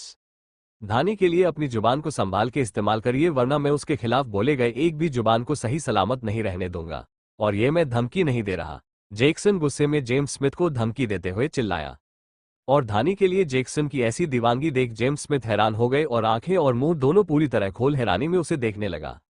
Jackson अपने पिता को धमकी दे अपने आदमियों की ओर देखते हुए कड़क आवाज में बोला, डैड बूढ़े हो गए हैं और इतने समय तक धैर्य के कैद में रहने की वजह से थक भी गए हैं, इसलिए इन्हें इनके कमरे में लेके जाओ आराम करने के लिए। कुछ देर में मेरी और धानी की शादी है, उसमें मुझे कोई प्रॉब्लम नहीं चाहिए। जैक्सन अपने आदमियों से अपनी बात कह जेम्स स्मिथ को बुरी तरह घूर के वहां से चला जाता है।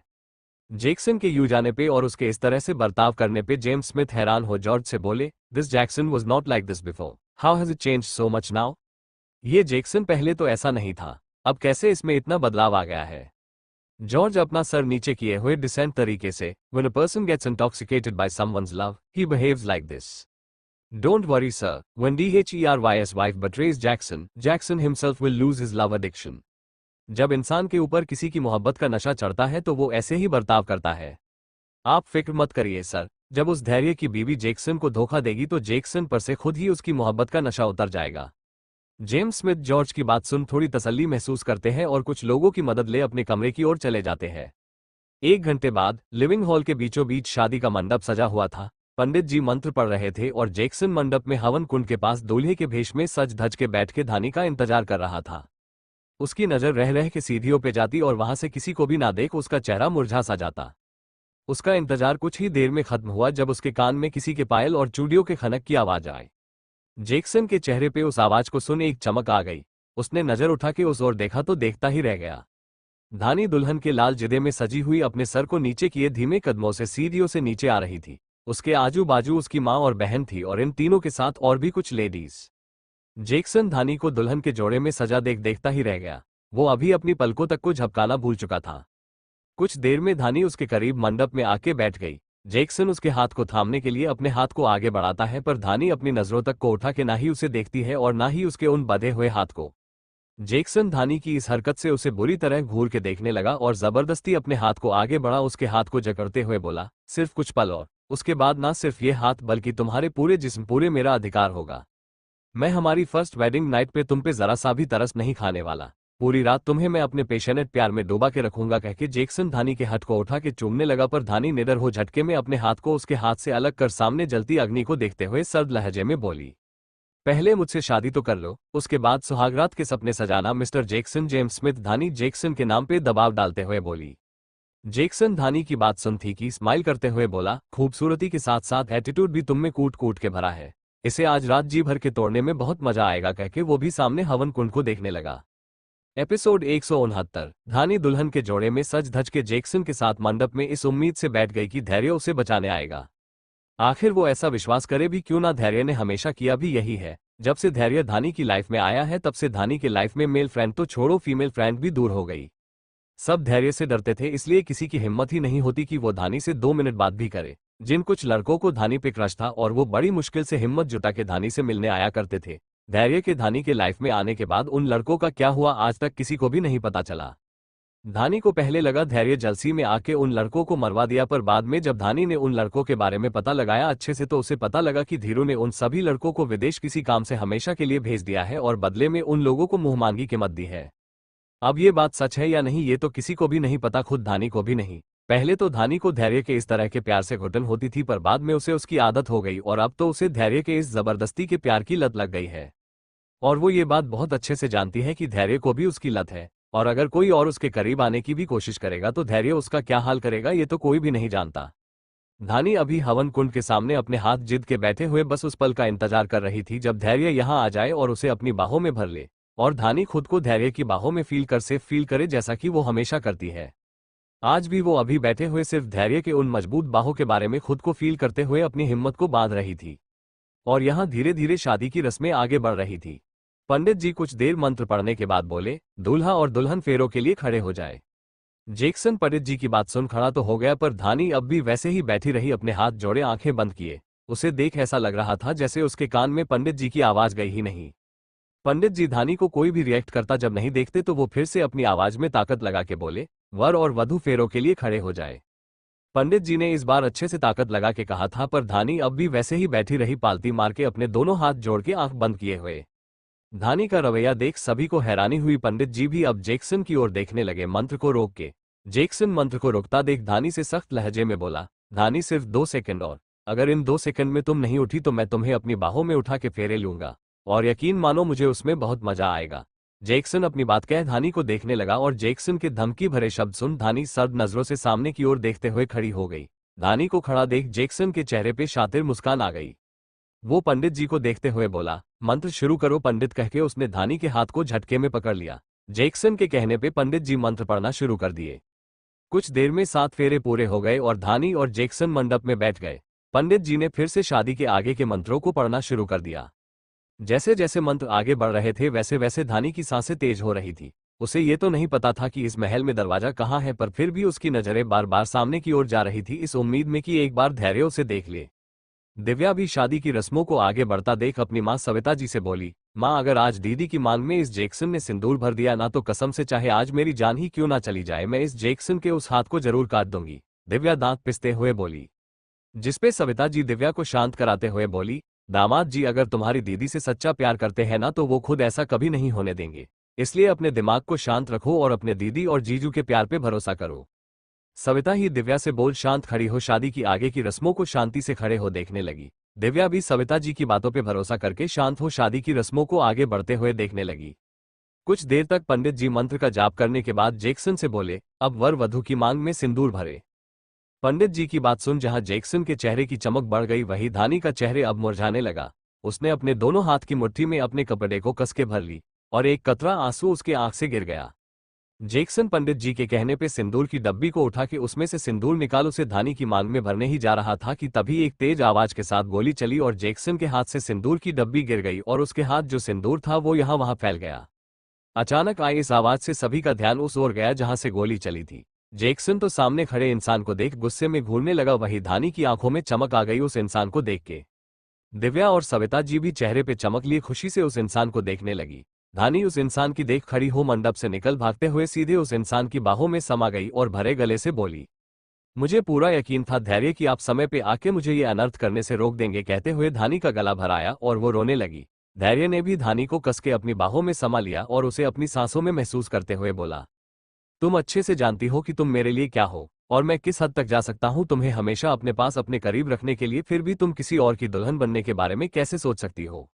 धानी धैर्य की बात सुन मुस्कुराते देती है और अपने आंसुओं को साफ करते हुए बोली, क्या करूं, आपने अपनी ऐसी लत मुझे लगा दी है कि मुझसे आपसे दूर रहा ही नहीं जाता, इसलिए सोचा ये शादी वाला गेम ही खेल लूं, कम से कम इसी बहाने आप जल्दी आ जाएंगे मेरे पास। धानी ये सब भले ही मजाक में कह रही थी और हल्का हल्का मुस्कुरा रही थी, पर यह बात वही जानती थी कि कुछ देर पहले तक उस पर क्या नहीं बीती थी।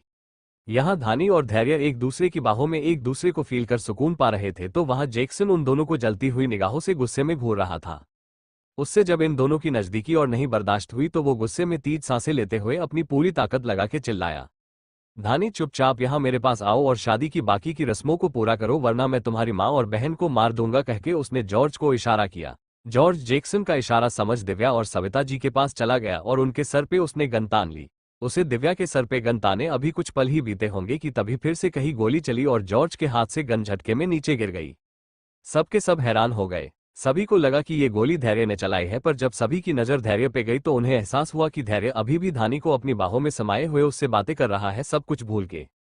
पर तभी सभी की नजर धैर्य के साइड में खड़े रेहान पे गई जो कि गुस्से में जॉर्ज को घूर रहा था। दिव्या तो रेहान को सही सलामत देख एकदम खुश हो गई और सब कुछ भूल के भाग के उसके पास आ बिना किसी झिझक के उससे लिपट गई। रेहान ने दिव्या से ये उम्मीद बिल्कुल भी नहीं की थी, इसलिए जब दिव्या उसके पास आई और उससे लिपटी तो कुछ कदम पीछे की ओर चला गया, पर दिव्या की पकड़ उस पर से तब भी ढीली नहीं पड़ी। वो इस पर हैरान हो कुछ देर दिव्या को देखता रहा, पर फिर अपने दिल से हार के उसने भी दिव्या को अपनी बाहों में भर लिया कस के। सविता जी को धैर्य की बाहों में धानी को देख के जरा सी भी हैरानी नहीं हुआ, पर दिव्या को रेहान की बाहों में देख उनकी आंखें फटी की फटी रह गई और वो आंखें और मुंह खोले उन दोनों को हैरानी से देखने लगी। एपिसोड 170। जैक्सन जैसे ही धानी की मांग में सिंदूर भरने गया, ठीक उसी समय धैर्य ने गोली चलाई और जैक्सन के हाथ से सिंदूर की डब्बी गिर गई और धानी भाग के धैर्य की बाहों में समा गई। फ्लैशबैक, धैर्य और रेहान दोनों कार में फास्ट स्पीड में फैक्ट्री की ओर जा रहे थे और साथ ही साथ अपना काम भी कर रहे थे। रेहान अभी अपने काम में डूबा हुआ था कि तभी उसे एक वीडियो दिखाई दिया। उसने उस वीडियो को ध्यान से देखा तो उसमें उसे जैक्सन दिखाई दिया, उस एमएसजी को लिखते हुए जो उसने ब्लास्ट के बाद हर के फैक्ट्री के पास छोड़ दिया था। रेहान ने जैसे जैक्सन को उस एमएसजी को लिखते हुए देखा, उसने अगले ही पल धैर्य वो एमएसजी दिखाया। धैर्य उस एमएसजी को अभी देख ही रहा था कि तभी धैर्य को लैपटॉप पे एक मेल आता है। धैर्य उस मेल को खोल के पढ़ता है तो हैरान हो रेहान से बोला, रेहान ये सब कुछ ट्रैप है, हमें पहले से दूर करने का। अभी दोनों उस मेल को पढ़ ही रहे थे कि तभी ड्राइवर ने धैर्य से कहा, बॉस कार में बॉम्ब प्लांट किया गया है, कुछ ही सेकंड में ये कार ब्लास्ट हो जाएगी। धैर्य और रेहान जैसे ही ड्राइवर की बात सुनते हैं वैसे ही तीनों बिना एक पल गंवाए चलती हुई कार के दरवाजे को खोल के बाहर की ओर कूद जाते हैं। उन तीनों को बाहर कूदे हुए अभी कुछ सेकंड ही हुए होंगे कि उस कार में एक बहुत बड़ा ब्लास्ट हो जाता है। ये ब्लास्ट इतना धमाकेदार था कि धैर्य और रेहान और ड्राइवर तीनों को तेज जलती हुई आग की लपटों के साथ जोर का झटका लगता है और तीनों दूर जाके गिरते हैं और जगह पे ही तीनों बेहोश हो जाते हैं। सुबह जब तीनों को होश आया तो धैर्य सब कुछ छोड़ के पैलेस की ओर भागा और पैलेस की हालत देख हैरान हो गया। उसका गुस्सा तब हद से बाहर चला गया जब उसे पैलेस के एक सर्वेंट ने सब कुछ बताया जैक्सन के बारे में। वो सर्वेंट धैर्य के ही आने का वेट कर रहा था। धैर्य के आने के बाद वो सर्वेंट भी मर गया। धैर्य ने ड्राइवर से कह के सबसे पहले पैलेस में जितने भी जख्मी लोग थे उन्हें ट्रीटमेंट के लिए हॉस्पिटल भेज दिया और जितने भी लोग मर चुके थे उन्हें पूरी इज्जत के साथ उनके धर्म के हिसाब से उनका अंतिम संस्कार करवाया और रेहान और अपने कुछ सुपर ट्रेंड आदमियों के साथ निकल पड़ा जैक्सन के ठिकाने को ढूंढने। धैर्य को जैक्सन पे हमेशा से ही शक था, इसलिए वो जैक्सन के बारे में हमेशा सब कुछ पता करने की कोशिश करता, पर चाह के भी उसे जैक्सन के बारे में जब कुछ नहीं पता चला तो उसने जैक्सन के पीछे अपने कुछ जासूस लगवा दिए और अभी उसने अपने उन्हीं जासूसों की मदद से जैक्सन के इस छोटे से मकान का पता लगा लिया। धैर्य को जैक्सन के ठिकाने का पता तो चल गया पर उसे इस मकान में कहीं भी कुछ नहीं दिखा दूर दूर तक। धैर्य खाली मकान देख गुस्से में पागल होने लगा। उसे इस समय धानी अपनी बाहों में चाहिए थी, वो उसकी लत बन चुकी थी। इतने समय में वो उसे अपनी बाहों में नहीं लेता तो वो बेसब्र हो जाता और हैवान बनने लगता गुस्से में। रेहान धैर्य की ऐसी हालत देख पहले तो धैर्य को शांत कराता है, फिर अपनी पैनी नजरों से पूरे मकान को अच्छे से सर्च करता है तो उसे एक कोने में एक डिजिटल स्क्रीन दिखता है। धैर्य एक हैकर था, वो भी बहुत अच्छा हमेशा से, इसलिए जैसे ही उसे ये डिजिटल स्क्रीन दिखता है वो उसे हैक करने की कोशिश करने में लग जाता है। करीब आधे घंटे की मशक्कत के बाद वो इस डिजिटल स्क्रीन को हैक करके अनलॉक कर देता है और जैसे ही ये स्क्रीन अनलॉक होती है सने दीवार दो टुकड़ों में बट जाता है। धैर्य, रेहान और बाकी के लोग दीवार के उस पार रास्ता देख खुश होते हैं। धैर्य तो बिना एक भी पल गवाए अंदर आ जाता है, पर अंदर आते ही उसे चारों तरफ जैक्सन के आदमी दिखते हैं। धैर्य उन सभी लोगों को अपनी चाकू से मारते हुए अंदर आता है तो सामने धानी और जैक्सन को शादी करते हुए देख गुस्से में बौखला जाता है और अपनी गन निकाल सीधे जैक्सन के हाथ में जो सिंदूर की डब्बी थी उस पर शूट कर देता है। प्रेजेंट टाइम धैर्य कुछ देर पहले तक गुस्से और बेचैनी में पागल हो चुका था, पर अब वो धानी को अपनी बाहों में ले राहत महसूस करने लगा और सब कुछ भूल के धानी को फील करने लगता है। और यहाँ धानी तो बस धैर्य की ही बाह ही चाहती थी, इसलिए जब उसे ये मौका मिला तो उसने भी खुद को धैर्य की बाहों में ढीला छोड़ दिया। धैर्य अभी सब धानी को अपनी बाहों में पास सब कुछ भूल धानी के चेहरे को उठा, उसके होंठों पे होंठ रख उसे किस करने लगता है। धानी भी फिलहाल सारी दुनिया को भूल उसके किस में उसका साथ देने लगी। उसे अभी इस बात का भी ख्याल नहीं था कि अभी उसे उसकी छोटी बहन और माँ भी देख रहे हैं। सविता जी ने तो तुरंत अपनी आंखों पे हाथ रख लिया और वही दिव्या जो कि अभी रेहान की बाहों में थी उसने अपने चेहरे को रेहान की बाहों में छुपा लिया शर्म से। रेहान के चेहरे पे दिव्या की ऐसी क्यूट सी हरकत देख एक मीठी सी मुस्कुराहट आ गई और अगले ही पल उसने अपनी पकड़ दिव्या पे और भी मजबूत कर ली। यहाँ जैक्सन धानी को धैर्य और धानी को इतना ज्यादा नजदीक देख गुस्से में बौखलाए हुए जोर से चिल्लाया, इतना प्यार, वो भी एक रेपिस्ट से। धानी, आखिर क्यों धैर्य जैसे रेपिस्ट और क्रिमिनल से तुम इतना प्यार करती हो? क्यों? आखिर क्या कमी है मुझ में? मेरी ओर देखो, मैं ना ही रेपिस्ट हूँ, ना ही आज तक मैंने किसी लड़की के साथ कभी जबरदस्ती किया है। तुम वो पहली लड़की हो जिसे मैंने अपने दिल में बसाया और पाने के लिए अपनी हद को मैंने पार किया। तो क्यों तुम सिर्फ धैर्य से प्यार करती हो, मुझसे नहीं? धैर्य और धानी जो कि कुछ देर पहले तक एक दूसरे को पेशनेटली किस करने में सारी दुनिया को भूल चुके थे, अब वो दोनों ही होश में आए और जैक्सन को देखने लगे। धानी जैक्सन जैसे इंसान से धैर्य के लिए रेपिस्ट और क्रिमिनल जैसे शब्द सुन चुप नहीं रह पाई और अपनी ताकत लगा के जोर से बोली, धैर्य को तुम रेपिस्ट कैसे कह सकते ही जैक्सन, जबकि तुम भी आज रात मेरा रेप ही करने वाले थे। और रही क्राइम की बात तो वो तो तुम भी हो जैक्सन। कल मेरी आंखों के सामने तुमने मुझ पर अपनी हुकूमत चलाने के लिए ना जाने कितने लोगों को मार दिया। धानी की बात सुन धैर्य गुस्से में जैक्सन को देखने लगा और उसे मारने के इरादे से उसकी ओर बढ़ा, पर धानी ने उसके हाथ को पकड़ उसे रोक लिया और जैक्सन से कहा, हाँ धैर्य ने मुझसे जबरदस्ती की है, वो भी बहुत बार, पर उस जबरदस्ती में भी हमेशा मेरी मर्जी होती थी जैक्सन, पर आज जो तुम मेरे साथ करने वाले थे उसमें मेरी मर्जी 1% भी नहीं होती। और जो तुम करने वाले थे उसे रेप कहते हैं, जैक्सन धानी बिना डरे बोली। उसे अब किसी से भी डरने की जरूरत नहीं थी क्योंकि अब उसके साथ उसका रखवाला था जो उसे एक खरोच भी नहीं लगने देगा। और धानी उसी विश्वास के बल पे जैक्सन को तीखे शब्दों में जवाब देती है। धानी का जवाब सुन जहां धैर्य के कान में मिश्री घुल जाती है वहीं जैक्सन जोर जोर से हंसे लगा और बोला, रियली धानी, तुम सच में इतनी भोली हो या फिर भोली बनने का नाटक कर रही हो जो तुम्हें अपने पति का असली चेहरा नहीं पता? क्या तुम नहीं जानती कि इस आदमी ने न सिर्फ तुम्हारे साथ जबरदस्ती किया है बल्कि मेरी बहन के साथ भी इसने जानवरों की तरह सुलूक किया है? धानी जैक्सन की ये बात सुन उसे गुस्से में घूरने लगी और बोली, जैक्सन, धैर्य को मेरी नजरों में गिराने के लिए कुछ भी बकवास नहीं कर सकते तुम। वही धैर्य जैक्सन के शब्द सुन उसे खा जाने वाली नजरों से घूरने लगा, पर क्योंकि धानी ने उसके हाथ को मजबूती से थाम रखा था और वो धानी को प्रेगनेंसी की हालत में जरा सा भी दर्द नहीं देना चाहता था, इसलिए वो अपने गुस्से को कंट्रोल कर रहा था। जैक्सन भी धैर्य के गुस्से को अपने लिए महसूस कर सकता था, पर आज वो धैर्य की दुनिया को पूरी तरह उजाड़ने के मकसद से ही यहाँ खड़ा था और चेहरे पे तीखी स्माइल लिए अपने एक आदमी को वो कुछ इशारे करता है। उसके इशारे करने पे उसके आदमी एक लड़की को लेके आते हैं जैक्सन के पास। धैर्य उस लड़की को बहुत देखते ही पहचान गया और आंखों में बेहिसाब गुस्सा और नफरत लिए जैक्सन और उस लड़की को घूरने लगा। धैर्य का ऑरा अभी खतरनाक होते जा रहा था जिसे जैक्सन बहुत अच्छे से महसूस कर पा रहा था। धानी को भी धैर्य का बेहिसाब गुस्से का एहसास हो रहा था और वो जानती थी कि धैर्य अपने गुस्से में किस हद तक जा सकता है, इसलिए उसने उसके हाथ को अपने दोनों हाथ में मजबूती से थाम रखी थी। वो बस अभी यहाँ से धैर्य और अपनी फैमिली के साथ बाहर जाना चाहती थी, पर चाह के भी वो नहीं जा पा रही थी। जैक्सन उस लड़की के बाजू को पकड़ के उसकी और सभी का और स्पेशली धानी का ध्यान करते हुए बोला, ये देखो सबके सब, देखो और स्पेशली तुम धानी, देखो इस लड़की को, कौन है ये, पहचानो इसे। धानी जैक्सन के कहने पे उस लड़की को ध्यान से देखने लगी और धीमी आवाज में बोली, क्यारा स्मिथ। क्यारा को जैसे ही धानी पहचानती है और उसकी हालत देखती है, उसकी हालत देख धानी की पकड़ धैर्य के हाथ से ढीली पड़ने लगती है और वो अपने कदम धैर्य से पीछे लेने लगी। जैक्सन धानी को धैर्य से दूर जाते हुए देख जहां खुश होता है वहीं धैर्य के चेहरे पे अचानक चिंता की लकीरें आ गई, धानी को खो देने की चिंता। Thanks for watching.